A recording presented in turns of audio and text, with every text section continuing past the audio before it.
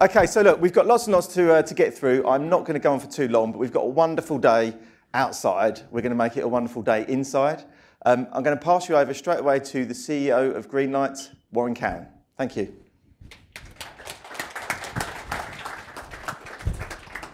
Oh, thank you very much, Matt. Thank you everyone for your applause. You don't get much applause in this job. It's so great to see so many of you, so many Greenlighters, so many clients here today. Thank you all very much for coming, and thank you very much to Google, our hosts, for today. There was a long time ago, before Greenlight, when I worked for an offline ad agency on a large automotive account. And one day we went into a meeting with the client, and the ambassadors of media, it was called. And the idea was it was a meeting with the agency team and the client, and a different ambassador was going to come from each medium to sort of represent the future of their media. So somebody came from Carlton to talk about the future of terrestrial television. Somebody came from Sky to talk about the future of satellite television. Somebody came from radio to talk about... I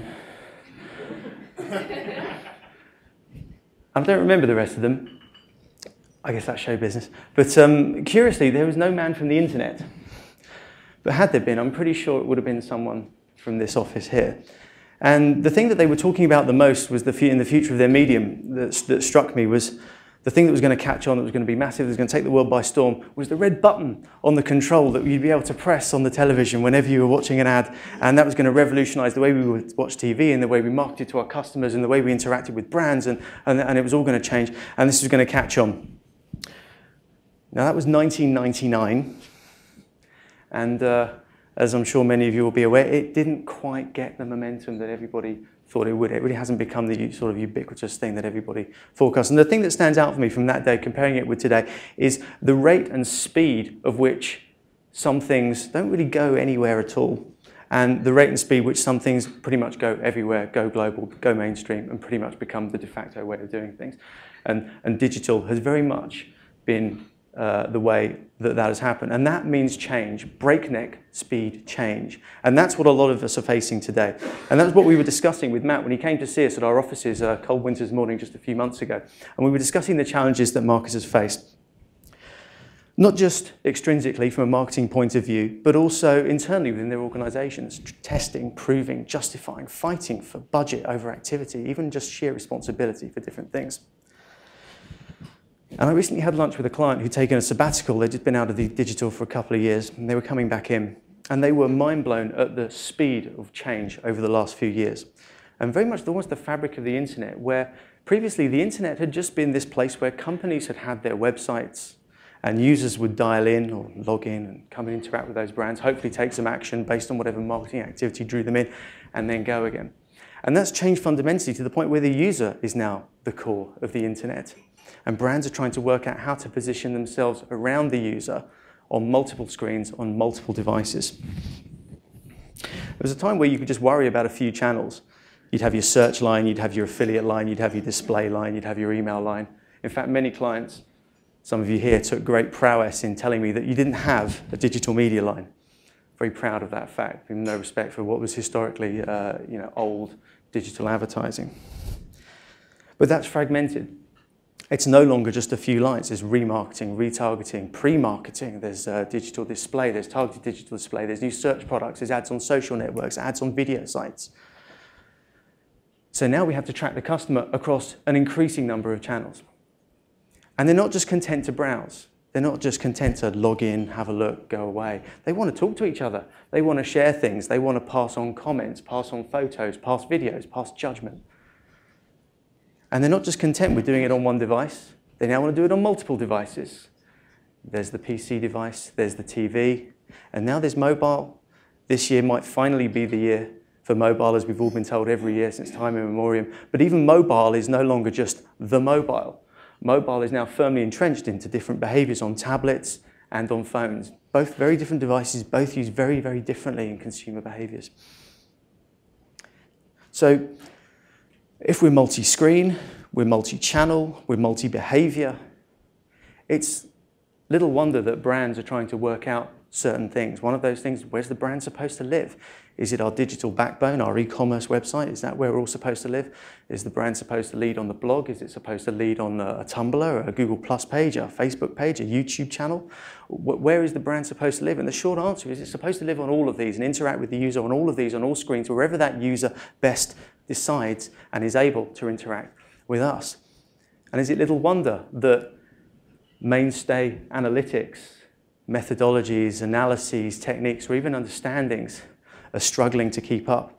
And that creates problems internally in organizations where you know in your heart of hearts that activities make a contribution. They make a contribution to brand. They make a contribution to the buying cycle. But because of the limitations in the data, because of the limitations in understandings inside organizations, it's very easy for budget sponsors or senior budget sponsor to look at a spreadsheet and go, so in this ROI column, why are all these rows a lot lower than that row?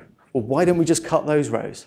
And that creates an enormous amount of frustration when you know an activity is making a contribution somewhere. If only you had the data, if you had the techniques, if you had the methodologies, if you had the assistance to prove it, to make the case, and that would free the budget, take advantage of these new channels, these new screens, and these new behaviors. And so that was what we were discussing with Google, and that's where the idea for this buying cycle event crystallized. Incidentally, if you want to tweet anything from today's event, please feel free and use the hash buying cycle hashtag to do so. And so we put this event schedule together to really help and start to look at these topics, to help us, to help you, to try and take advantage of these new evolutions in digital. And we're going to be discussing this today, but also over the coming weeks with your account teams, with client services directors, Matt and Chris, both in the room. Also with our new digital account directors, who hopefully some of you will have a chance to meet, but they're all here today. Our director of SEO, our director of paid media, our director of social media, our director of development, and work out what we can do to better exploit this more complex buying cycle that users are adopting. So I'm going to hand over to Mark Howe. Mark Howe is the MD for Northern Europe for agency, and he's going to put just a little more flesh on the sort of the bones I've laid out and talk a little bit more about the agenda that we're going to be discussing today. So I'd like you all to just give a warm welcome and round of applause to Mark Howe. Thanks, Warren. Thank you, Warren. I think I was that TV bloke selling the red button back in the day when Warren was still at the infancy of the internet. I spent 20 odd years in TV before I joined Google 6 years ago. I am going to talk about the agenda, but actually, first I want to just share a few themes for taking what Warren has said and taking it forward a few years. So, if you think, the UK is the largest e-commerce market anywhere in the world. We've got over £60 billion worth of goods and services are transacted online every year. That's phenomenal. We're also the second largest digital advertising market anywhere in the world. This year it's predicted that the online advertising investment will be circa £5 billion. That's around 30% of all advertising expenditure in the UK. Imagine how our businesses will have to adapt when that 30% hits 50%, as indeed I believe it will in a very short space of time. Imagine how your marketing budgets will have to be reallocated, how your organizations will have to be restructured to cope with what will then be a potential £10 billion digital ad market in which we all have to compete. I think there are arguably 5 broad stimuli, that will make that hypothesis a reality in probably 5 years. So let me talk you through them.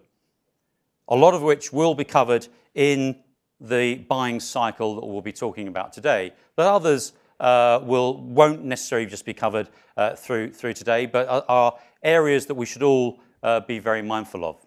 The first, The first is that everyone, everywhere is connected. But before I go on to that, I wanted to share with you a little quote. It's a quote from a guy called Will Rogers. He used to be a cowboy in the 1920s movies. He then went on to become a bit of an entrepreneur. And he said that, oh, that's not him. That's not him either. And that's me. And I didn't make up this quote. But he basically said that even if you're on the right track, you'll get run over if you just sit there. So the key themes of my 5 hypotheses is that if you just sit there, you will get run over. You may think you're online, but there's still so much more to come. So not is everyone's connected. We know, even the press this morning, we see the iPhone not 3, iPad not 3, but the new iPad, is growing at a phenomenal rate. We're seeing tablets growing at phenomenal rates. We've seen smartphones growing at phenomenal rates. We see smartphones and tablets probably within the next 3 years, there'll be more people connected to the web via mobile devices than there are connected today. What this is doing is changing the way which we interact with our consumers. Local becomes a key differentiator. We're already seeing that 1 in 3 queries on mobiles have a local intent. And what we'll see later on, the growth of a mobile wallet, the growth of m-commerce, the growth of couponing from the mobile device is actually going to change the way in which we operate as marketeers. Also, if you remember, or if you're in retail, just last Christmas, 35% of all retail queries on Google came from mobile devices. 35%. So if you don't have a mobile optimized website, it's like shutting your shop for like a day a week or even 2 days a week. If you're in mainstream retail, clearly you'll be fired for doing that. So the first point, everyone everywhere will be connected. Second point is social. Social online is just the web catching up with real life. You know, Google search has always had social signals at the heart of our technology, but it's only going to accelerate as we see more and more, whether it be Twitter, whether it be Facebook or a G+, accelerating the social interaction.